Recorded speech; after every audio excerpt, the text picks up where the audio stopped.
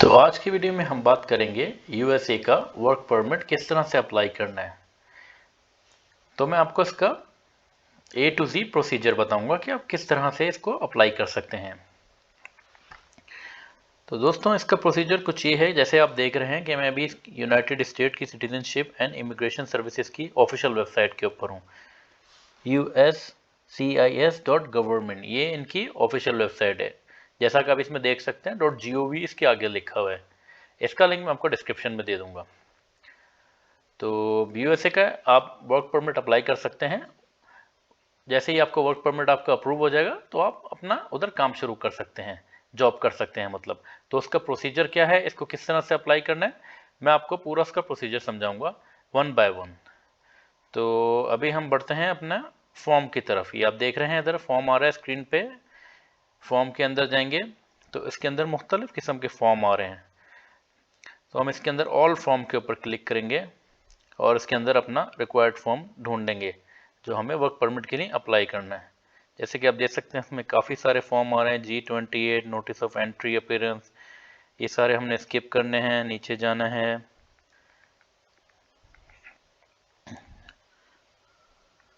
I-600 और I-765 हम ढूंढ रहे हैं। हाँ, जैसे कि आप ये देख सकते हैं I-765 application for employment authorization. तो आपको उसके ऊपर क्लिक करना है।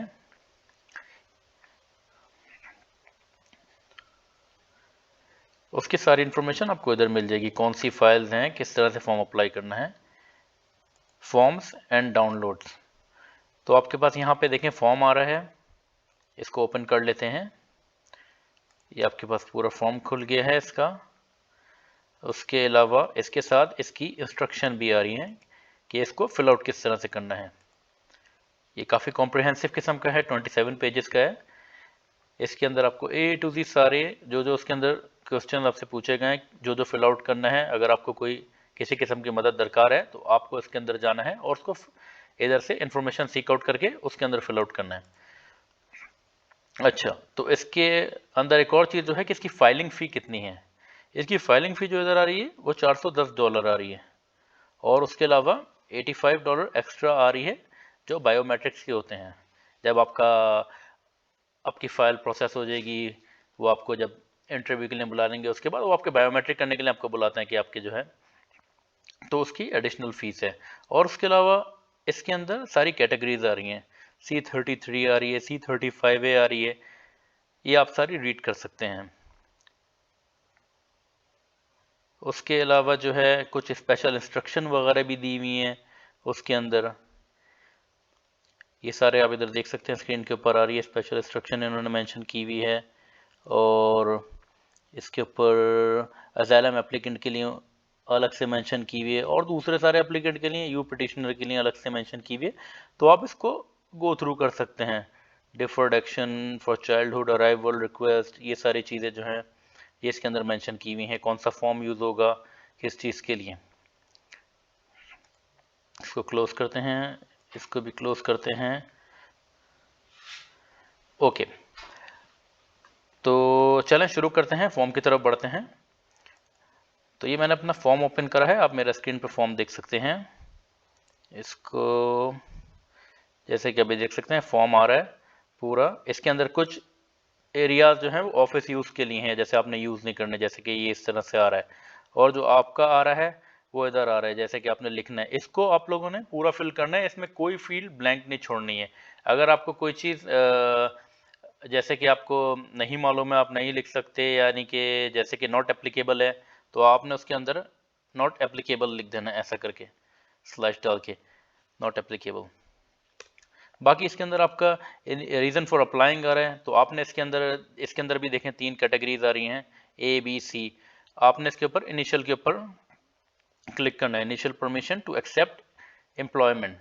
उसके अलावा इसके अंदर वो आ रहा है कि रिप्लेसमेंट और लॉस्ट और स्टोलन, जिनका जो है पहले यानी कि बन चुका है, गुम हो गया है, चोरी हो गया है, एम्प्लॉयमेंट ऑथराइजेशन कार्ड या किसी किस्म की कोई करेक्शन है। कई दफ़ा वो लोग भरते हैं उधर, तो डाटा तो कभी कभी कोई मिस्टेक हो जाती है, तो कोशिश करें कि इसको जो है लाजिम इसकी करेक्शन करवाएं, क्योंकि इसके बिहाफ पे ही आपका फिर आपका सोशल सिक्योरिटी कार्ड बनता है, इसी के बेस के ऊपर आपका जो है ड्राइवर लाइसेंस आपको इशू किया जाता है। तो कोशिश करें कि इसकी कोई फीस नहीं होती, अगर कोई मिस्टेक वगैरह एरर वगैरह है, ह्यूमन एरर है, तो इसकी रेक्टिफिकेशन के लिए तो इसकी लाजिम जो है ना इसकी वो करवाएं। और उसके अलावा कोई रिन्यूअल है, अगर आप रिन्यूअल के लिए अप्लाई कर रहे हैं तो आपको ये इसको चेक करना है ऐसा करके।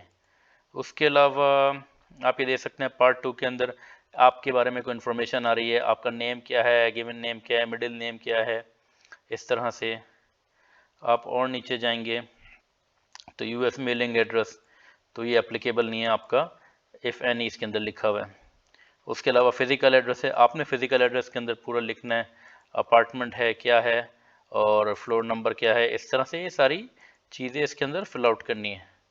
ओके, उसके अलावा जो है इसके अंदर आपकी अदर इन्फॉर्मेशन, सिंगल हैं, मैरिड हैं, विडोड, डिवोर्स, ये सारी चीज़ें आपको इसके अंदर फिल आउट करनी है। इसके अंदर उसके अलावा आपका सोशल सिक्योरिटी नंबर, अगर आप फर्स्ट टाइम अप्लाई करना है तो आपका नहीं है तो आप नहीं डाल सकते, अगर आप सेकंड टाइम अप्लाई कर रहे हैं या रिन्यूअल करवा रहे हैं तो उसके लिए आपको डालना पड़ेगा। ओके, उसके अलावा जो है आप नीचे आ जाएं, काफ़ी सारी चीज़ें इसके अंदर आ रही हैं, ये आप खुद देख सकते हैं इसके अंदर के मदर नेम क्या है, फादर नेम क्या है, वो सारी इन्फॉर्मेशन इस तरह की फिल आउट करनी है। आपका सिटीजनशिप कौन सी है, वो सारी चीज़ें, कंट्री ए कंट्री बी अगर डुअल सिटीजनशिप है। ओके, उसके अलावा नीचे आते हैं प्लेस ऑफ बर्थ आपका आ रहा है इधर।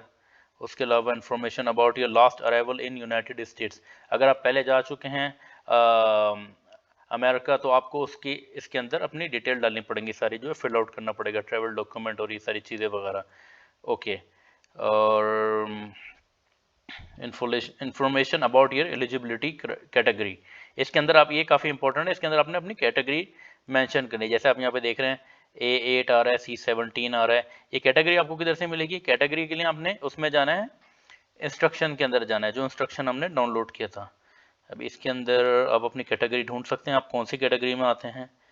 ये देखें इसके अंदर काफ़ी सारी आ रही हैं, रिफ्यूजी आ रही है, पैरोल्ड एज ए रिफ्यूजी आ रही है, असाइली आ रही है, असैलम के लिए जिनको ऑलरेडी असैलम ग्रांटेड हो गया, ये आपकी कैटेगरी नहीं है। ओके, नीचे आते हैं, पेंडिंग असैलम, आप ये डाल सकते हैं pending asylum and with holding of removal applicant, C8 category आप इसके अंदर डाल सकते हैं अपनी, फर्स्ट टाइम आप अप्लाई कर रहे हैं, आपने इसके अंदर C और इधर 8 ऐसा करके जो है इसके अंदर आपने एंटर कर देना है। उसके अलावा जो है आपकी सारी चीज़ें, degree, employment name, eligibility category, okay, ये सारी चीज़ें आ रही हैं। उसके अलावा हम नीचे जाते हैं, okay, declaration of certification, okay, इसके अंदर एक और चीज़ है डिक्लेरेशन ऑफ सर्टिफिकेशन, और इस तरह की इसके अंदर कुछ चीज़ें दी हुई हैं कि कई लोग जो होते हैं, क्या नाम है, उनको अंग्रेज़ी बोलना नहीं आती, वो बात नहीं कर अंग्रेज़ी बोलना नहीं आती, तो वो खुद फिल आउट नहीं कर सकते, तो कोई ट्रांसलेटर वगैरह होता है, जो भी होता है वो भरता है, तो वो उस फॉर्म को भरता भी है और उसके ऊपर साइन भी करता है पूरा जो है, जैसे कि इसके अंदर लिखा रहा है प्रिपेयर फुल नेम, तो जिस तरह से वो होता है लीगल ट्रांसलेशन होता है, तो ये उस तरह का कुछ प्रोसीजर है। तो वो सारी चीज़ें आपको इस फॉर्म के अंदर ही आपको मिल जाएंगी, आप इसको गो थ्रू करें, डिटेल में इसको रीड करें, और उसके अंदर जो है सारी चीज़ इसके अंदर सेल्फ आपको समझ में आ जाएंगी, एक्सप्लेन। ओके, बाकी जो है, ओके, एडिशनल इन्फॉर्मेशन अगर कोई है तो वो इसके अंदर डालें, इधर ये एक्स्ट्रा आपको पैराग्राफ दिया हुआ है। उसके अलावा ये आपका फॉर्म एंड हो गया, और उसके अलावा इसके अंदर सारी इंस्ट्रक्शन आ रही हैं। ओके, इंस्ट्रक्शन के भी काफ़ी सारी चीज़ें आ रही हैं। इसके अंदर एक जो चीज़ है कि आपको अपने वो डॉक्यूमेंट्स कौन कौन से लगाने हैं, तो आपको वो डॉक्यूमेंट्स कौन कौन से लगाने हैं वो भी इसके अंदर, सपोर्टिंग डॉक्यूमेंट का भी आपको इसी के अंदर मिल जाएगा। इसके अंदर हम थोड़ा स्क्रॉल करते हैं, नीचे आते हैं, सपोर्टिंग डॉक्यूमेंट, एविडेंस, थोड़ा और स्क्रॉल करते हैं, काफ़ी कॉम्प्रिहेंसिव किस्म का ये इंस्ट्रक्शन है।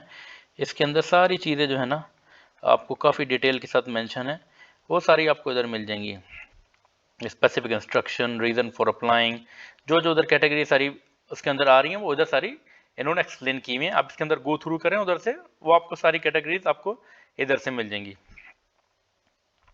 अभी हम ढूंढ रहे हैं इसका एविडेंस और supporting document, evidence, additional information, हाँ रिक्वायर्ड डॉक्यूमेंटेशन, ये देखें ये रिक्वायर्ड डॉक्यूमेंटेशन है।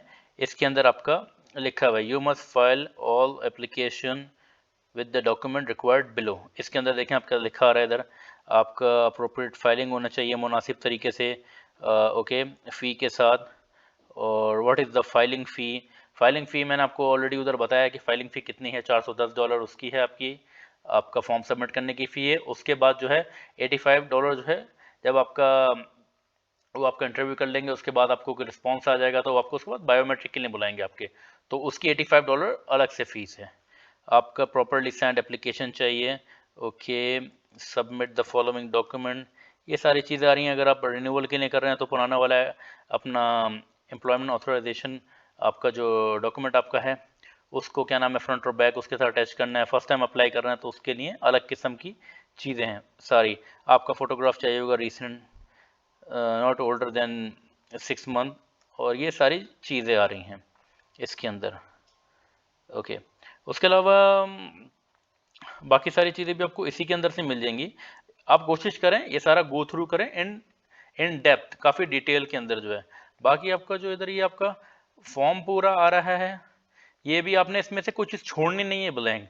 अगर कोई चीज़ नहीं है तो उसको नॉट एप्लीकेबल लिख देना है, क्योंकि जैसे कि आपका यूएस मेलिंग एड्रेस है, आप तो फर्स्ट टाइम अप्लाई कर रहे हैं तो आपका नहीं है तो नॉट एप्लीकेबल लिख दें। कोशिश करें कि कोई चीज़ ब्लैंक नहीं छोड़ें। और इसके अंदर जो आप फिल कर सकते हैं, आप कंप्यूटर में पीडीएफ खोल के इसको फिल्ड आउट कर लें, और जो चीज़ आप उसको प्रिंट आउट करने के बाद साइन कर सकते हैं, क्योंकि इसमें सिग्नेचर वगैरह भी चाहिए, वो बाद में आप करके उसके बाद उसको आप सबमिट कर दें। तो इस तरह से ये सारी चीज़ें। अभी इसके अंदर एक और चीज़ ये है कि अभी मैंने आपको बताया इसकी आपकी फॉर्म की डिटेल मैंने आपको बताया, इसके अंदर वर्कशीट भी लगी हुई है, सप्लीमेंट्री टाइप की होती है, हर किसी को भरनी नहीं होती।